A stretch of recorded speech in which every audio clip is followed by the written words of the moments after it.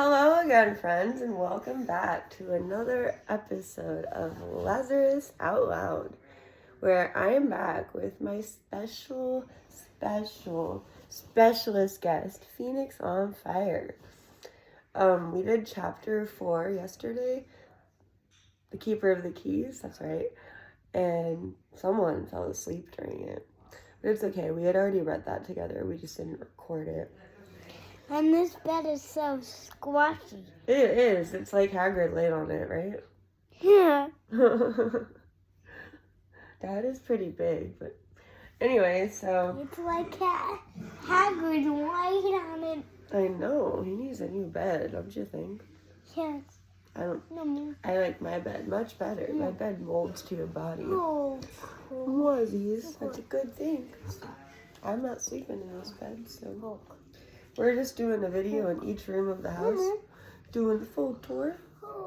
We can do a video of the full tour today. Oh yeah, like all your stuff and all the rooms. Yeah, and we can do a video of me playing with the stuff around. We got so many video ideas. We should do the tour video today. I like that idea. Okay. You'll be in the shot in that one. I'll be holding the camera. Can you shut your door, Dad? Shut the door. Or I'll shut the door. One memento. Okay. I want my slightly activating shot. Okay. Alright. Anyway. I'll keep this here in case I need it. Okay, there's a whole box right there too. Alright. So yesterday... I'll keep it here too. I'll keep this here too. Good job. That's a good idea. In case I need it for tissues. Me too. I woke up with allergies again. Okay. So, yesterday we did Keeper of the Keys, which was chapter 4. We found out that Harry's a wizard. That's why all that weird stuff happens around him. And, which chapter does the snake get out of its cage? That's chapter 2. Chapter 2. Mm-hmm. A lot of weird stuff went down, like, the snake got out of its cage and stuff like that. Yeah, and Uncle Vernon was not happy. I'm scared because it was slithering toward Uncle Vernon and Nellie. Yeah, well, it was mostly just playing around. I think he just wanted to get the F out of the zoo and go visit Brazil. I don't think it was going to make it to Brazil, but, you know, probably got recaptured in all reality. Well, maybe it got killed. So I don't want to think about what happened to the snake. It's going to make me sad. But realistically, it got recaptured and put back in his cage. So today we were going to go into chapter 5, which is called Diagon Alley. Very cool chapter, both in the book and the movie.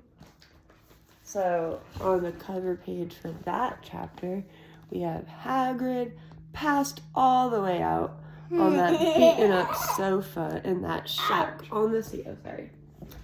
I squished you. Is that breakfast? Alright, we'll eat it after the video. Okay. Cool.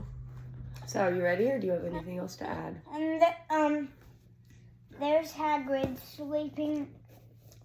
Doggone Aggie, there's ink around. Red ink. Ooh, gold ink, brown ink, all kinds of ink. No more. No more. No more. No more. No. No. No.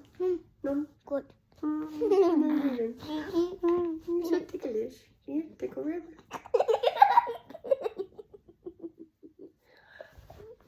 Tickle river.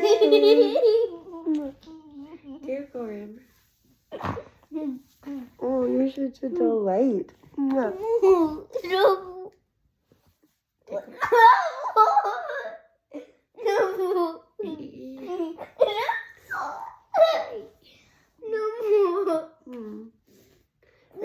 You ready? No. Do you want to keep tickling? No. Thumbs. No. No more. Come on. It loves you so much. You're so perfect.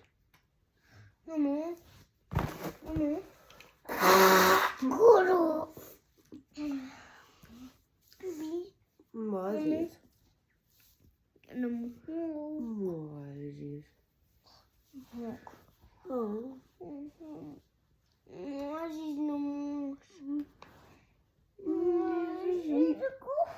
You're so good. Hat thief. Hat thief. Alert the media and the authorities. Hat thief. Mostly the authorities, only the media cares. Or whatever. Anyway, you ready? Yeah. Okay. Chapter 5. Diagon Alley. Harry woke early the next morning. Although he could tell it was daylight, he kept his eyes shut tight. It was a dream, he told himself firmly. I dreamed a giant called Hagrid came to tell me I was going to a school for wizards. When I open my eyes, I'll be at home in my cupboard. There was suddenly a loud tapping noise. And there's Aunt Petunia knocking on the door, Harry thought, his heart sinking. But he still didn't open his eyes. It had been such a good dream. Tap, tap, tap. All right, Harry mumbled, I'm getting up. He sat up and Hagrid's heavy coat fell off him.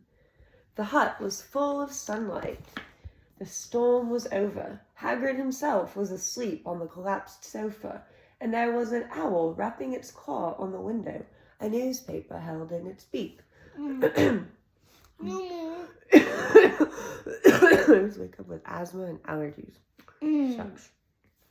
Harry scrambled to his feet, so happy he felt as though a large balloon was swelling inside him. One of my friends had asthma. Oh, really? It's not fun. At school? It got your allergies. My asthma is pretty much allergy-induced. Anyway. Yeah. He went straight to the window and jerked it open. Goody.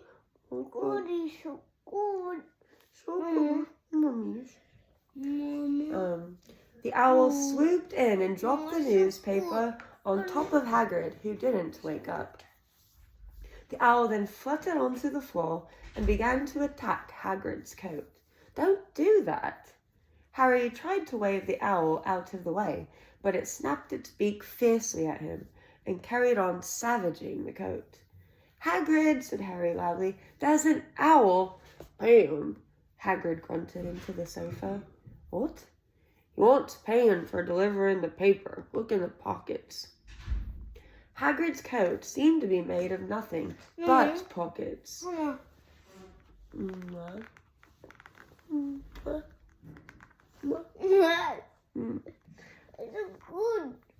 Good. Hagrid's coat seemed to be made of nothing but pockets. Bunnies. What?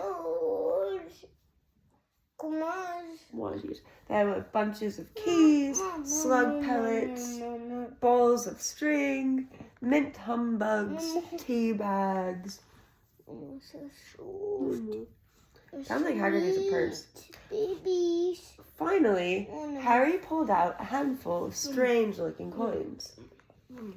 Good. We're so cute. How are we so cute?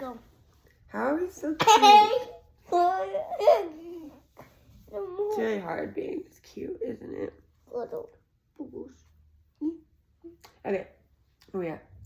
Give him 5 nuts, said Hagrid sleepily. Nuts. The little bronze coins.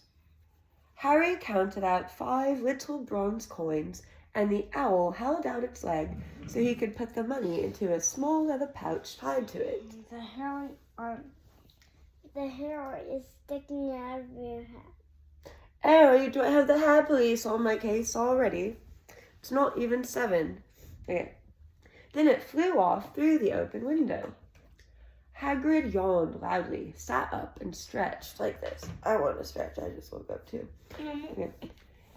Best be off, Harry. Lots to do today. Gotta get up to London and buy all your stuff for school. Harry was turning over the wizard coins and looking at them. He had just thought of something which made him feel as though the happy balloon inside him had got a puncture. Hagrid, said Hagrid, who was pulling on his huge boots. I haven't got any money. And you heard Uncle Vernon last night. He won't pay for me to go to school and learn magic. Don't worry about that, said Hagrid, standing up and scratching his head. Do you think your parents didn't leave you anything? But if their house was destroyed, they didn't keep their gold in the house, boy. Nah, first stop for us is Gringotts. Wizards think. They die? They did die. When he was just a baby. Why? Because Voldemort killed them. We can't find out that until book 5. Okay. Have a sausage or not bad cold. Then I wouldn't say no to a bit of your birthday cake. Is that the one me and your mom bought? Yeah, actually. It's a good book. But we have to read 1 first, and then 2, and then 3, and then 4, and then we'll be on book 5. Then we'll have to switch to non-illustrated copies, because they need to finish the other ones. Wizards have banks. Just the one. Gringotts. Run by goblins. Harry dropped the bit of sausage he was holding. Goblins. Yeah, so you'd be mad to try and rob it. I'll tell you that. Never mess with goblins, Harry. Gringotts is the safest place in the world for anything you want to keep safe, except maybe Hogwarts. As a matter of fact, I gotta visit Gringotts anyway, for Dumbledore. Hogwarts business. Hagrid drew himself up proudly. He usually gets me to do important stuff for him. Fetching you, getting things from Gringotts. Knows he can trust me, see? Got everything? Come on then. Harry followed Hagrid out onto the... You okay? You're in silly mode today. You woke up on Goofball Island, didn't you? Goofball Island. Goofball Island. I'll take it. Goofball Island is fun. What?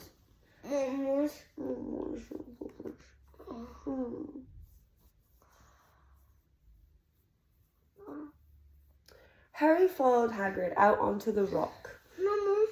The sky was quite clear now, and the sea gleamed in the sunlight. The boat Uncle Vernon had hired was still there, with a lot of water in the bottom after the storm. How did you get here? Harry asked, looking around for another boat. Flew, said Hagrid. Flew? Yeah, but we'll go back in this. Not supposed to do magic now I've got you. They settled down in the boat, Harry still staring at Hagrid, trying to imagine him flying. Seems a shame to row, though, said Hagrid, giving Harry another of his sideways looks. If I was to speed things up a bit, would you mind not mentioning it at Hogwarts? What?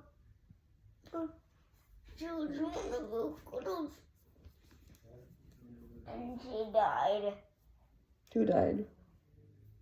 And Patty. No, sir. He knows, sweetie. I miss her every day. I know Grandma misses her. I miss her. She would have probably liked watching our Harry Potter videos, because she wasn't good at reading. But she, I need to cut this stupid tag off his hat. That is not cool. Okay. Tag? Yeah, I tucked it in, but it keeps sticking out. Right. Of course not, said Harry, eager to see more magic. Hagrid pulled out the pink umbrella again, tapped it twice on the side of the boat, and they sped off towards land. And there is a cool picture.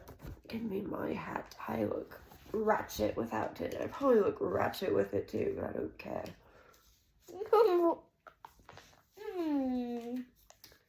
What? Okay, anyway. It's really important that my tag's on. So we got Harry and Hagrid in the boat, heading off for land. I have no idea how Vernon and Dursley and Dudley and Petunia got back to the... Whatever. Don't worry. It's not important. They eventually did, somehow. Why has Aunt Petunia come to their house? Well, they're at the shack. All three there. Because Vernon was trying to avoid the letters, remember? The Hagrid had to come in person, finally. It was like avoid the letters? What does avoid mean? Avoid means you... How do I explain avoid? Like, he's dodging them. Like, he doesn't want to get them, so he's taking steps. Well, I'm not good at this. Okay, so, like, if I go to hit you in the face, which I would never do, then you jerk your head out of the way. You avoided my punch. Does that make sense? Why? Because getting hit in the face sucks. Don't want to get hit in the face, so you're gonna try to avoid it. And it hurts. Yeah, it's the main reason why it sucks. There are more reasons. I'm gonna get hit hard like this. Hey, don't hurt Phoenix. You're not allowed to hurt him. Oh. You're fine. No one's gonna hurt you. Here, anyway. I mean, we keep gonna get interrupted. It's okay. We're just having fun. No It's more. our video. We're making these for us. No more. If someone else wants to watch them, good for them. I'm reading them. Anyway, it's just fun. Okay. No more. Why would you be mad to try and rob Gringotts? Harry asked. Spells, enchantments, said Hagrid, unfolding his newspaper as he spoke. They say there's dragons guarding the high security vaults. And then you gotta find your way. Gringotts is hundreds of miles under London. See? Deep under the underground. You'd die of hunger trying to get out, even if you did manage to get your hands on something. Harry sat and thought about this while Hagrid read his newspaper, The Daily Prophet. No more. No, miss. Oh, hey. Harry had learnt from Uncle Vernon that people liked to be alone while they did this, but it was very difficult. He never had so many questions in his life. Ministry of Magic messing things up as usual, Hagrid muttered, turning the page. Hold on. There's a Ministry of Magic, Harry asked, before he could stop himself. Of course, said Hagrid. They wanted Dumbledore for minister, of course, but he'd never leave Hogwarts. So old Cornelius Fudge got the job instead. Bungler, if there ever was one. So he pelts Dumbledore with owls every morning asking for advice. But what does the Ministry of Magic do? Well, their main job is to keep it from the muggles that there's still witches and wizards up and down the country.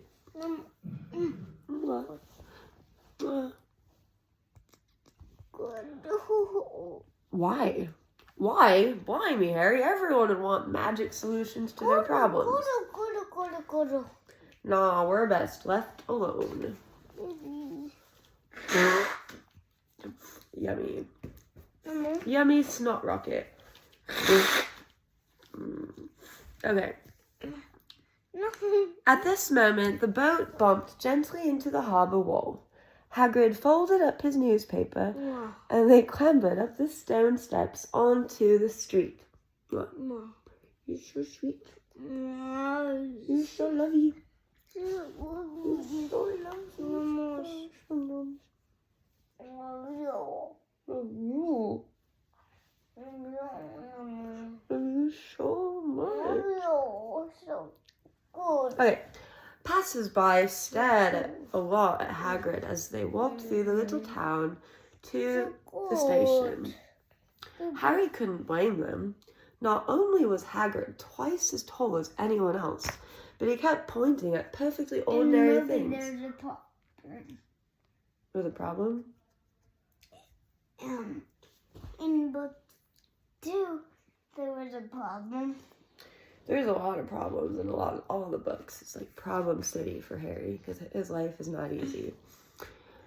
Not only was Hagrid twice as tall as everyone else, he kept pointing at perfectly ordinary things like parking meters and saying loudly, "See that, Harry? Things he's muggled straight up, eh?" Hagrid, said Harry, panting a bit as he ran to keep up. "Did you say there are dragons at Gringotts?" "Well, so they say," said Hagrid. "Crikey, I like a dragon." "You'd like one." "Wanted one ever since I was a kid." "Here we go." glasses are kind of dirty. Whoa, what happened to these? What the fuck? No wonder I can't see shit. What? My glasses are dirty. I need to get new ones in March when my insurance starts. But we're going to NASCAR races. Yeah, you are. No. Right. Yes. In March. Okay. They had reached the station. There was a train. Oh, wait. You gotta see this picture of Hagrid reading the newspaper being huge. Yep. I'm gonna sneeze on. Excuse me. Excuse me. Third time's charm. Stupid cover is always getting in the way. Okay. Where are we at? There was a train to London in 5 minutes' time. Hagrid, who didn't understand Muggle money, as he called it, gave the notes to Harry so he could buy the tickets. People stared more than ever on the train. Hagrid took up 2 seats and sat knitting what looked like a canary yellow circus tent. Yuck. Yuck. Yucky. Not pretty. Okay. Still got your letter, Harry? He asked as he counted the stitches. Harry took the parchment envelope out of his pocket. Good, said Hagrid. There is a list there of everything you need. Harry unfolded a second piece of paper he hadn't noticed the night before and read. Hogwarts School of Witchcraft and Wizardry. Uniform. First-year students will require 1. 3 sets of plain work robes, black. 2. 1 plain pointed hat, black, for day wear. 3. 1 pair of protective gloves, dragon hide or similar. 4. 1 winter cloak, black, silver fastenings. Please note that all pupils' clothes should carry name tags. Set books. All students should have a copy of each of the following. So sweet. So sweet. You're so sweet. The Standard Book of Spells, Grade 1 by Miranda Goshock. A History of Magic by Bathilda Bagshot. Magical Theory by Adalbert Waffling. A Beginner's Guide to Transfiguration by Emmerich Switch. Miss you. 1,000 Magical Herbs and Fungi by Phillida Spore. Magical Drafts and Potions by Arsenius Jigger. Fantastic Beasts and Where to Find Them by Newt Scamander. The Dark Forces, A Guide to Self-Protection by Quentin Trimble. Other equipment. You're so silly. 1 wand, 1 cauldron, pewter, standard size, 2. 1 set glass or crystal phials, 1 telescope, 1 set brass scales. Okay. Students may also bring an owl or a cat or a toad. Parents are reminded that first-year students are not allowed their own broomsticks. Can we buy all this in London? Harry wondered aloud. If you know where to go, said Hagrid. It was a page break. Okay. It was just a page break. Okay. Harry had never been to London before. Break how? Right here, see there's a sentence and then a break and then another paragraph. Harry had never... Break here? Yeah. Like, It's okay. So we're still right here. Harry had never been to London before. Although Hagrid seemed to know where he was going, he was obviously not used to getting there in an ordinary way. He got stuck in the ticket barrier on the underground and complained loudly that the seats were too small and the trains too slow. Don't know how the Muggles manage without magic, he said, as they climbed a broken-down escalator which led up to a bustling road lined with shops. Hagrid was so huge that he parted the crowd easily. All Harry had to do was keep close behind him. They passed bookshops and music stores, hamburger bars and cinemas, but nowhere that looked as if it could sell you a magic wand. This was just an ordinary street full of ordinary people. Could there really be piles of wizard gold buried miles beneath them? Were there really shops that sold spell books and broomsticks? Might this not all be some huge joke that the Dursleys had cooked up? If Harry hadn't known that the Dursleys had no sense of humor, he might have thought so. Yet somehow, even though everything Hagrid had told him so far was unbelievable, Harry couldn't help trusting him. "This is it," said Hagrid, coming to a halt. "The Leaky Cauldron. It's a famous place." It was a tiny, grubby-looking pub. If Hagrid hadn't pointed it out, Harry wouldn't have noticed it was there. Let's check out the picture. It does look like a nothing place. It's the one like this boy Betty. What? It's the one more this boy Betty. Something Spanish Betty. I don't speak Spanish, you know this. No speaker Español. English and a little bit of French and a little bit of Chinese. Kind of forgot both of them though. Okay. Okay. You're way better at the French than you are at Spanish. Yeah, it's because I lived in France. French people. I even dated a French guy for a while. He was cool. Rip him. No. Anyway. Rip my French alternate universe life. Just kidding. Okay.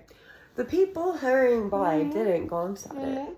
Their eyes slid from the big bookshop on one side to the record shop on the other, as if they couldn't see the Leaky Cauldron at all. In fact, Harry had Why did you take off the cover? Because it was in the way.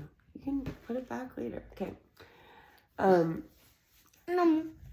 In fact, Harry had the most peculiar feeling that only he and Hagrid could see it. I want to do the tour video after the chapter. Yeah, we're going to do this, and we're going to eat, and then we'll do the tour video. Because I'm hungry. Okay.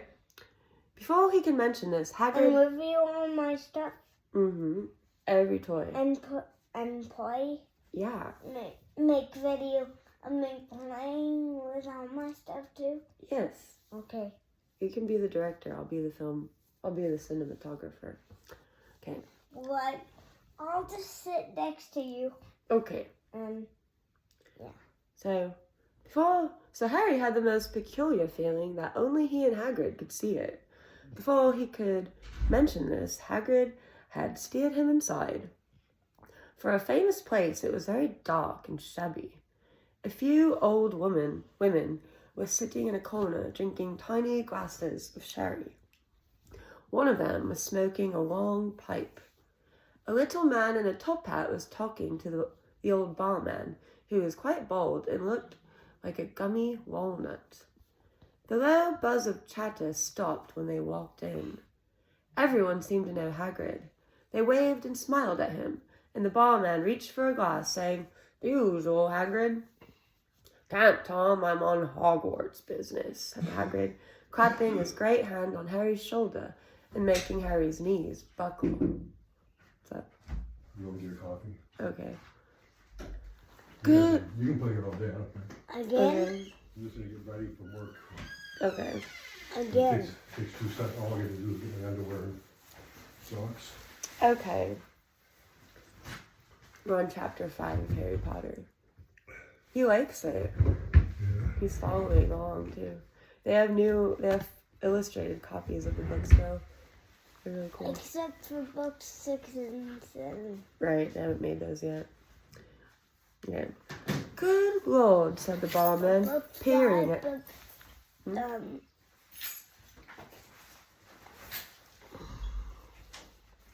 "Good Lord," said the barman, peering at Harry. Can this be? The Leaky Cauldron had suddenly gone completely still and silent. "Bless my soul," whispered the old barman. "Harry Potter! What an honor! He hurried out from behind the bar, rushed towards Harry, and seized his hand, tears in his eyes. "Welcome back, Mr. Potter. Welcome back." Harry didn't know what to say. Everyone was looking at him. The old woman with the pipe was puffing on it without realizing it had gone out. Hagrid was beaming. Then there was a great scraping of chairs, and next moment, Harry found himself shaking hands with everyone in the leaky cauldron. "Doris Crockford, Mr. Potter. Can't believe I'm meeting you at last." "So proud, Mr. Potter. I'm just so proud. Always wanted to shake your hand. I'm all of a flutter. Delighted, Mr. Potter. Just can't tell you. Your glasses are dirty. Diggle's the name. Dalyce. Diggle. I'm not sure. I just, whatever, it's fine. Hey, stop. I need those. People don't like when you grab their hat or their glasses. I keep telling you this. Okay. "I've seen you before," said Harry as Dalyce Diggle's top hat fell off in his excitement. "You bowed to me once in a shop." Hey, don't mess with the phone, we're videoing. "He remembers," cried Dalyce Diggle, looking around at everyone. "Did you hear that? He remembers me." Harry shook hands again and again. Doris Crockford kept coming back for more. A pale young man made his way forward, very nervously. One of his eyes was twitching. "Professor Quirrell," said Hagrid. "Harry, Professor Quirrell will be one of your teachers at Hogwarts." "Potter," stammered Professor Quirrell, grasping Harry's hand. "Can't tell you how pleased I am to meet you." "What sort of magic do you teach, Professor Quirrell?" Defense against the dark arts," muttered Professor Quirrell. "Not that you need it, eh, Potter?" He laughed nervously. "You'll be getting all your equipment, I suppose? I've got to pick up a new book on vampires myself." He looked terrified at the very thought. But the others wouldn't let Professor Quirrell keep Harry to himself. It took almost 10 minutes to get away from them all. At last, Hagrid managed to make himself heard over the babble. "Must get on, lots to buy. Come on, Harry." Doris Crockford shook Harry's hand one last time, and Hagrid led them through the bar and out into a small, walled courtyard where there was nothing but a dustbin and a few weeds. Hagrid grinned at Harry. "Told you, didn't I? Told you he was famous.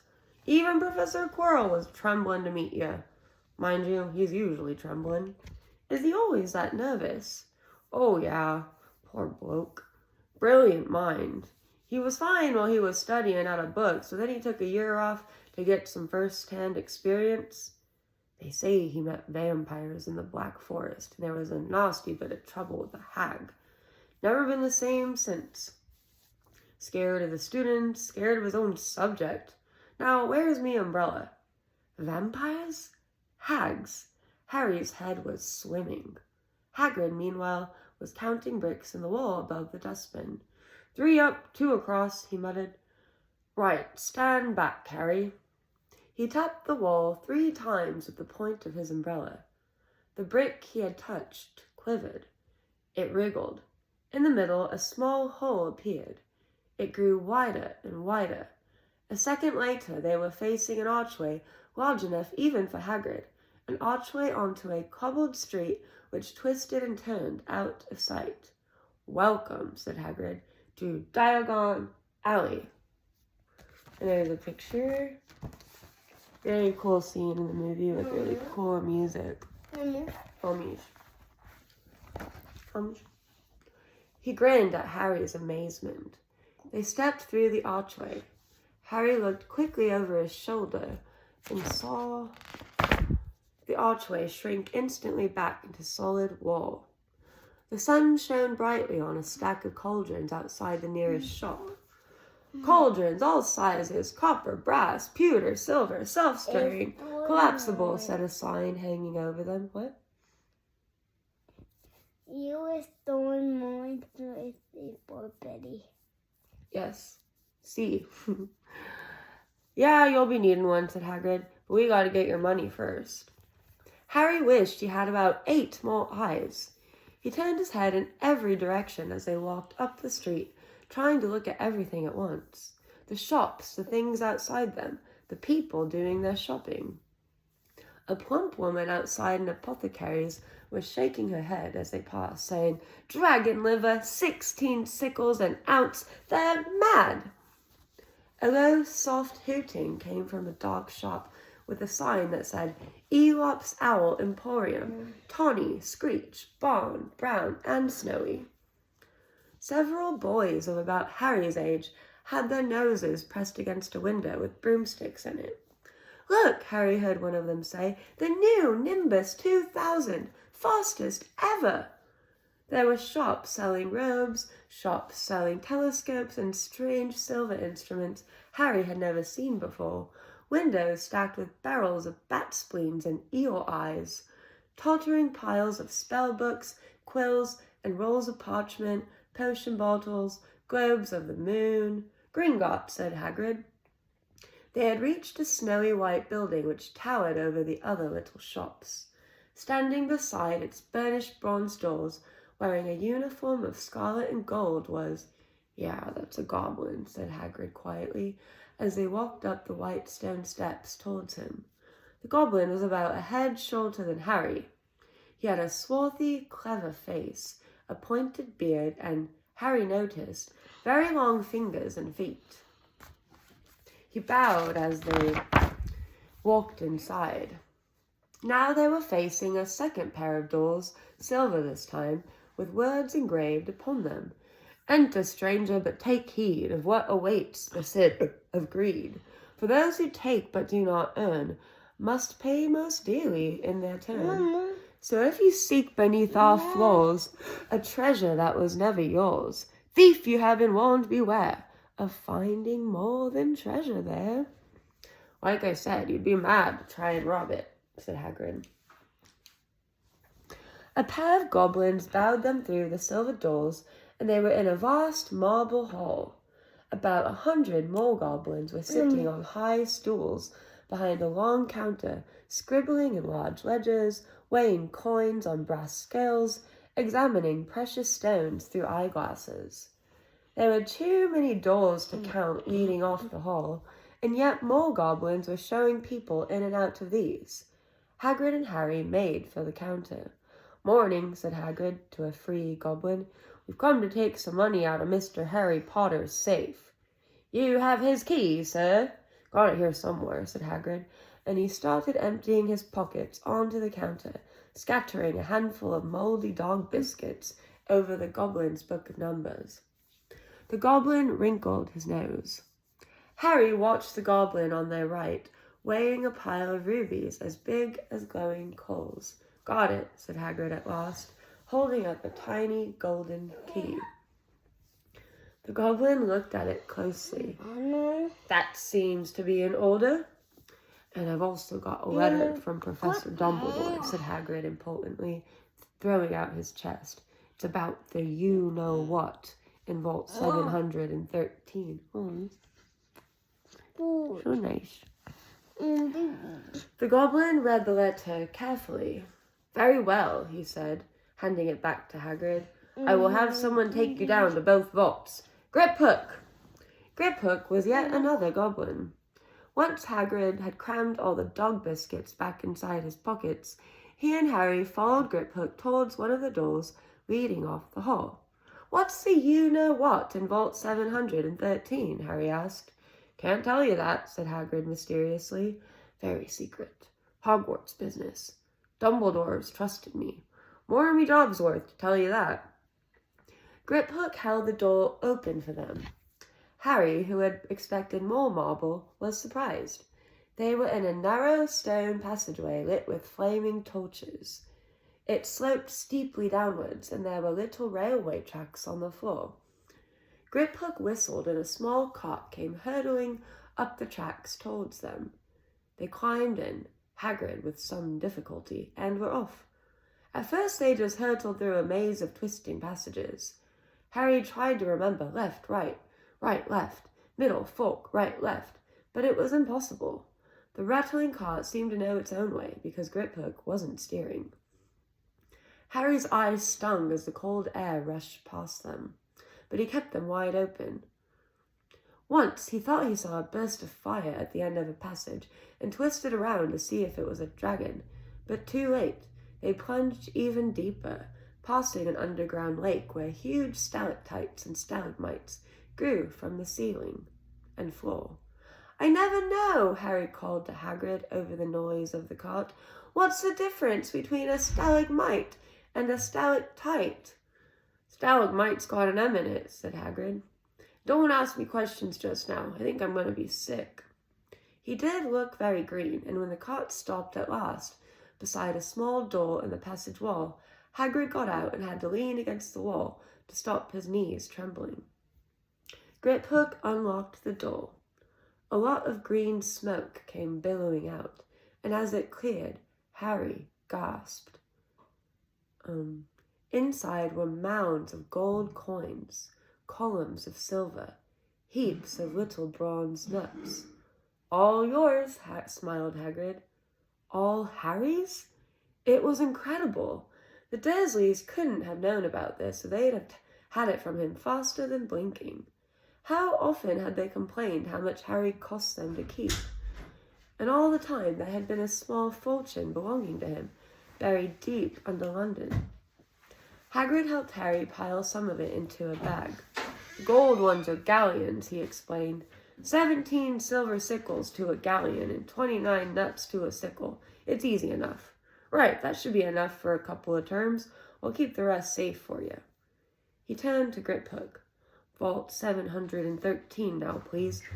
And can we go more slowly?" "One speed only," said Griphook. They were going even deeper now and gathering speed. The air became colder and colder as they hurtled round tight corners. They went rattling over an underground ravine, and Harry leant over the side to try and see what was down at the dark bottom, but Hagrid groaned and pulled him back by the scruff of his neck. Vault 713 had no keyhole. "Stand back," said Griphook importantly. He stroked the door gently with one of his long fingers, and it simply melted away.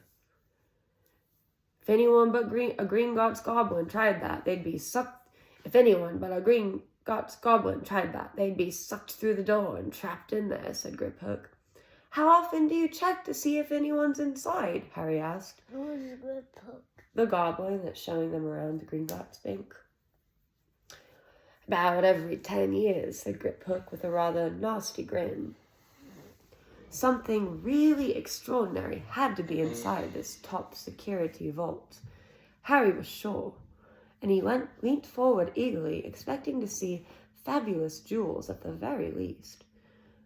But at first he thought it was empty. Then he noticed a grubby little package wrapped up in brown paper lying on the floor. Hagrid picked it up and tucked it deep inside his coat. Harry longed to know what it was, but knew better than to ask. "Come on, back in this infernal cart, and don't talk to me on the way back. It's best if I keep my mouth shut," said Hagrid.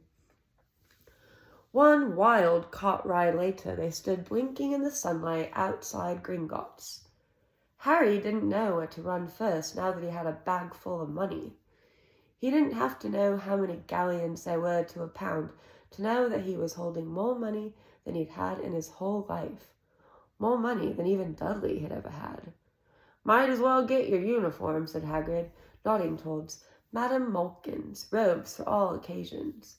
"Listen, Harry, would you mind if I slipped off for a pick-me-up inside the leaky cauldron? I hate them Gringotts carts." He did still look a bit sick, so Harry entered Madame Malkin's shop alone, feeling nervous. Madame Malkin was a squat, smiling witch dressed in all mauve, whatever. "Hogwarts, dear," she said when Harry started to speak. "Got the lot here. Another young man being fitted up just now, in fact." In the back of the shop, a boy with a pale, pointed face was standing on a footstool, while a second witch pinned up his long black robes.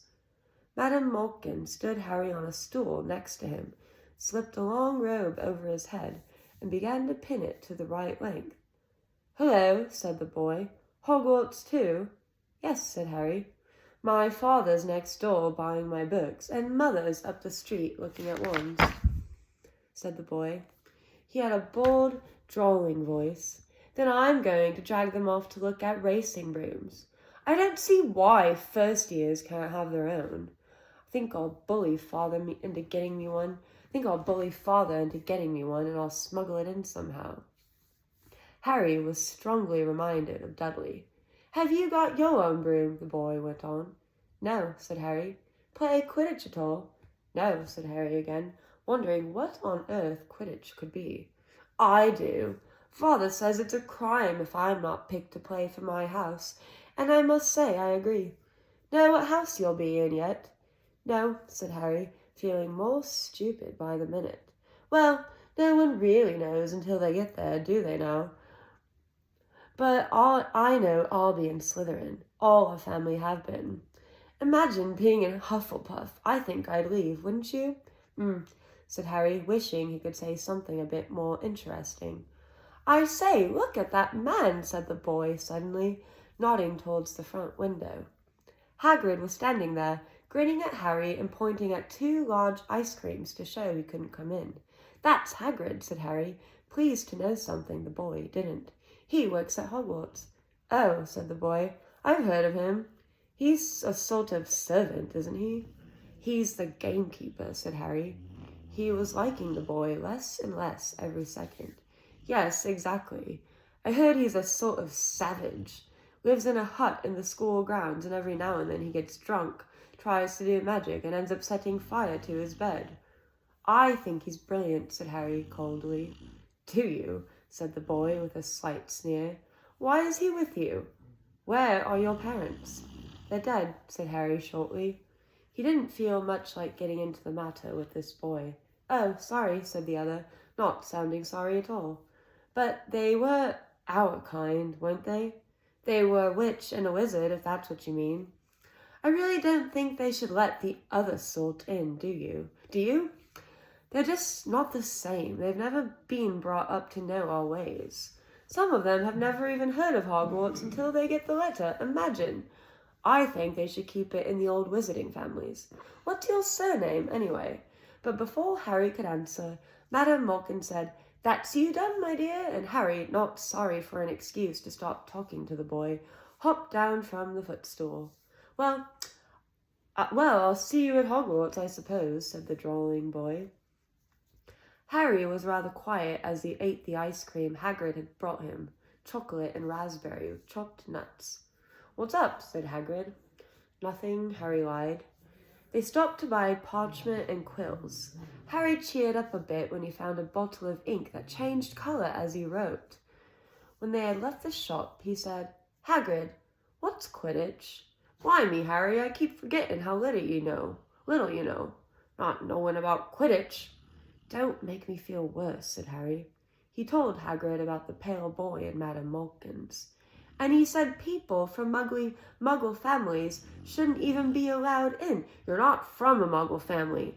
If he'd known who you were. He's grown up knowing your name if his parents are wizarding folk. You saw him in the Leaky Cauldron.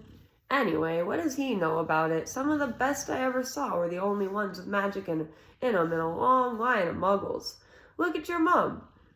Look what she had for a sister. So, what is Quidditch? It's our sport. Wizard sport. It's like football in the Muggle world. Everyone follows Quidditch. Played up in the air on broomsticks, and there's 4 balls. Sort of hard to explain the rules. And what are Slytherin and Hufflepuff? School houses. There's 4. Everyone says Hufflepuff for a lot of duffers, but I bet I'm Hufflepuff," said Harry gloomily. "Better Hufflepuff than Slytherin," said Hagrid darkly. "There's not a single witch or wizard who went bad who wasn't in Slytherin. You know who was one." "Well, sorry, you know who was at Hogwarts?" "Years and years ago," said Hagrid. They bought Harry school books in a shop called Flourish and Blots, where the shelves were stacked to the ceiling with books as large as paving stones, bound in leather. Books the size of postage stamps and covers of silk. Books full of peculiar symbols, and a few books with nothing in them at all. Yeah, I'm kidding. My legs are falling asleep. Sorry. Whatever, I'll just sit cross-legged. Okay. Where we at? Okay. Even Dudley, who never read anything, would have been wild to get his hands on some of these. Hagrid almost had to drag Harry away from curses and counter-curses, bewitch your friends and befuddle your enemies with the latest revenges, hair loss, jelly legs, tongue-tying, and much, much more, by Professor Vindictus Viridian. She is not subtle at all, is she? Vindictus Viridian, that's funny. I was trying to find out how to curse Dudley. I'm not saying it's not a good idea, but you're not to use magic in the Muggle world except in very special circumstances, said Hagrid. And anyway, you couldn't work any of them curses yet. You'll need a lot more study before you get to that level. Hagrid wouldn't let Harry buy a solid gold cauldron either. It says pewter on your list. But they got a nice set of scales for weighing potion ingredients and a collapsible brass telescope. Then they visited the apothecary's, which was fascinating enough to make up for its horrible smell, a mixture of bad eggs and rotted cabbages. Barrels of slimy stuff stood on the floor. Jars of herbs, dried roots, and bright powders lined the walls. Bundles of feathers, strings of fangs, and snarled claws hung from the ceiling. While Hagrid asked the man behind the counter for a supply of some basic potion ingredients for Harry, Harry himself examined silver unicorn horns at 21 galleons each and minuscule, glittery black beetle eyes, 5 nuts a scoop. Outside the apothecary's, Hagrid checked Harry's list again. Just your wand left. Oh yeah, and I still haven't got you a birthday present. Harry felt himself go red. You don't have to. I know I don't have to. Tell you what, I'll get your animal. Not a toad. Toads went out of fashion years ago. You'd be laughed at. I'll get you an owl. All the kids want owls. They're dead useful. Carry your post and everything. 20 minutes later, they left Aelop's owl emporium, which had been dark and full of rustling and flickering, jewel-bright eyes. Harry now carried a large cage which held a beautiful snowy owl, fast asleep with her head under her wing. He couldn't stop stammering his thanks, sounding just like Professor Quirrell. Don't mention it, said Hagrid gruffly. Don't expect you've had a lot of presents from them Dursleys. Just Ollivanders left now. Only place for wands, Ollivanders, and you gotta have the best wand. A magic wand. This was what Harry had been really looking forward to. The last shop was narrow and shabby. Peeling gold letters over the door read, Ollivanders, makers of fine wands since 382 BC. A single wand lay on a faded purple cushion in the dusty window. A tinkling bell rang somewhere in the depths of the shop as they stepped inside. It was a tiny place, empty except for a single spindly chair which Hagrid sat on to wait. Harry felt strangely as though he had entered a very strict library. He swallowed a lot of new questions which had just occurred to him, and looked instead at the thousands of narrow boxes piled neatly right up to the ceiling. For some reason, the back of his neck prickled. The very dust and silence in here seemed to tingle with some secret magic. Good afternoon, said a soft voice. Harry jumped. Hagrid must have jumped too, because there was a loud crunching noise, and he got quickly off the spindly chair. An old man was standing before them, his wide, pale eyes shining like moons through the gloom of the shop. Hello, said Harry awkwardly. Ah, yes, said the man. Yes, I thought I'd be seeing you soon, Harry Potter. It wasn't a question. You have your mother's eyes. It seems only yesterday she was in here herself, buying her first wand. 10 1/4 inches long, swishy, made of willow. Nice wand for charm work. Mr. Ollivander moved closer to Harry. Harry wished he would blink. Those silvery eyes were a bit creepy. Your father, on the other hand, favoured a mahogany wand, 11 inches, pliable, a little more power and excellent for transfiguration. Well, I say your father favoured it. It's really the wand that chooses the wizard, of course. Mr. Ollivander had come so close that he and Harry were almost nose to nose. Harry could see himself reflected in those misty eyes, and that's where Mr. Ollivander touched the lightning scar on Harry's forehead with a long, white finger. I'm sorry to say I sold the wand that did it, he said softly. 13.5 inches. You. Powerful wand, very powerful, and in the wrong hands. Well, if I'd known what that wand was going out into the world to do. He shook his head, and then, to Harry's relief, spotted Hagrid. Rubeus! Rubeus Hagrid, how nice to see you again. Oak, 16 inches, rather bendy, wasn't it? It was, sir, yes. Good wand, that one. But I suppose they snapped it in half when you got expelled, said Mr. Ollivander, suddenly stern. Yes, they did, yes, said Hagrid, shuffling his feet. I've still got the pieces, though, he added brightly. But you don't use them, said Mr. Ollivander sharply. Oh, no, sir, said Hagrid quickly. Harry noticed he gripped his pink umbrella very tightly as he spoke. Said Mr. Ollivander, giving Hagrid a piercing look.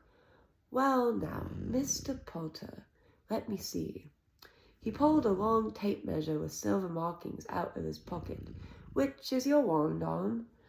Well, I'm right-handed, said Harry. Hold out your arm, that's it. He measured Harry from shoulder to finger, then wrist to elbow, shoulder to floor, knee to armpit, and round his head. As he measured, he said, Every Ollivander wand has a core of a powerful magical substance, Mr. Potter. We use unicorn hairs, phoenix tail feathers, and the heartstrings of dragons. No two Ollivander wands are the same, just as no two unicorns, dragons, or phoenixes are quite the same.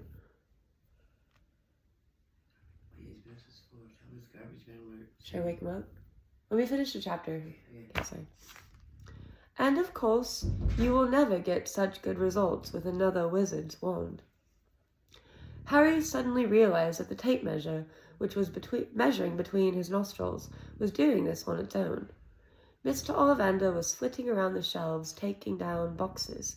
That will do, he said, and the tape measure crumbled into a heap on the floor. Right then, Mr. Potter, try this one.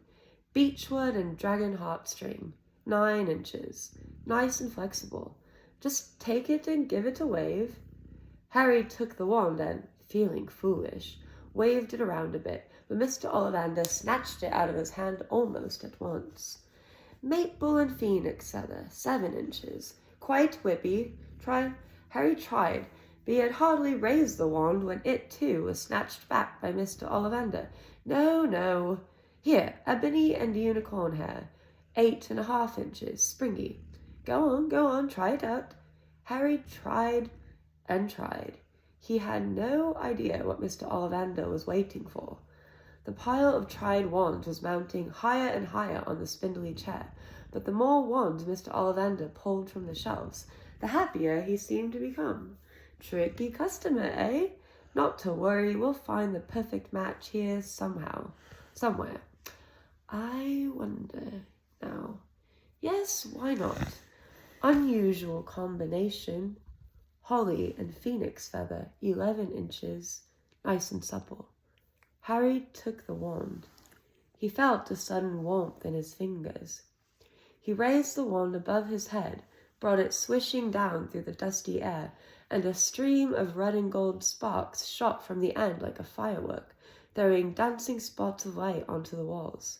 Hagrid whooped and clapped, and Mr. Ollivander cried, "Oh, bravo! Yes, indeed! Oh, very good!"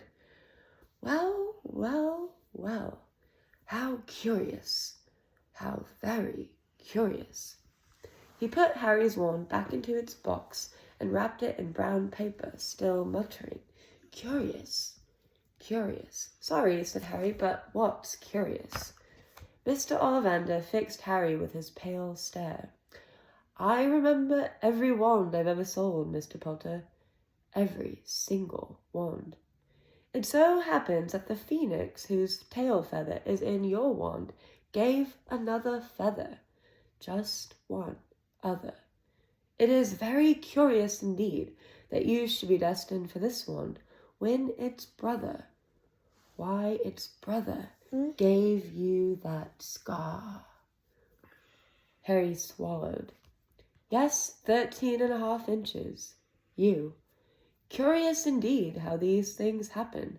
The wand chooses the wizard, remember." What did you say you about? Oh, yew, it's a type of wood. Y-E-W, not Y-O-U. That's what Voldemort's wand was made of. Yew. Harry's is made of holly. "I think we must expect great things from you, Mr. Potter. After all, he who must not be named did great things. Terrible, yes, but great." Harry shivered. He wasn't sure he liked Mr. Ollivander too much. He paid 7 gold galleons for his wand, and Mr. Ollivander bowed them from the shop. The late afternoon sun hung low in the sky as Harry and Hagrid made their way back down Diagon Alley, back through the wall, back through the leaky cauldron, now empty. Harry didn't speak at all as they walked down the road. He didn't even notice how much people were gulping at them on the underground, laden as they were with all their funny-shaped packages, with the sleeping snowy owl on Harry's lap. Up another escalator, out into Paddington Station. Harry only realized where they were when Hagrid tapped him on the shoulder. "Got time for a bit to eat before your train leaves," he said. He bought Harry a hamburger, and they sat down on plastic seats to eat them. Harry kept looking around. Everything looked so strange somehow. "You all right, Harry? You're very quiet," said Hagrid. Harry wasn't sure he could explain. He'd just had the best birthday of his life. And yet he chewed his hamburger, trying to find the words. "Everyone thinks I'm special," he said at last.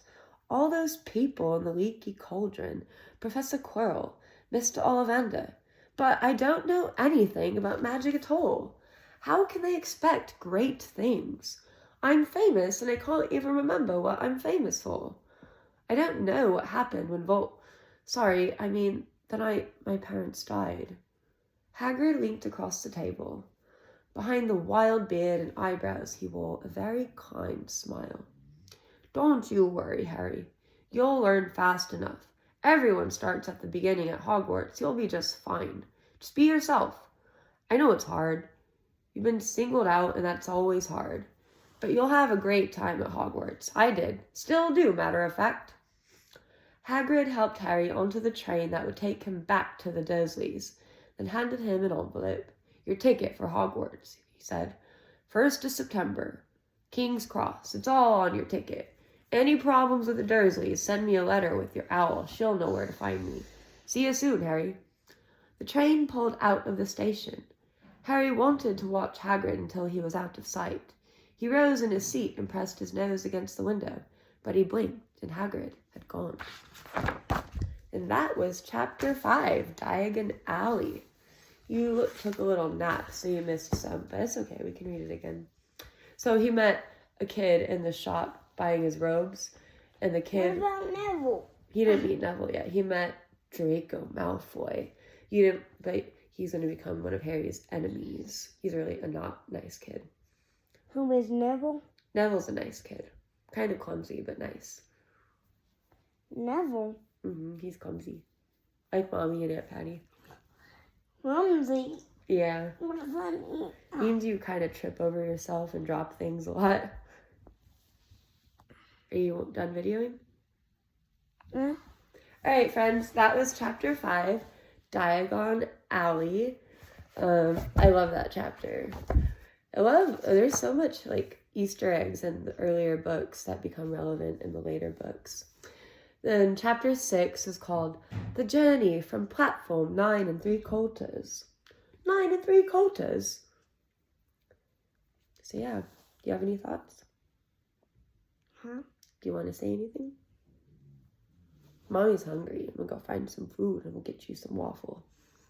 What about the top video? We'll do that after we eat. Alright, until next time, tune in for chapter 6. I'll wait for my special guest because he likes being in the videos. Toodles, ta-ta for now.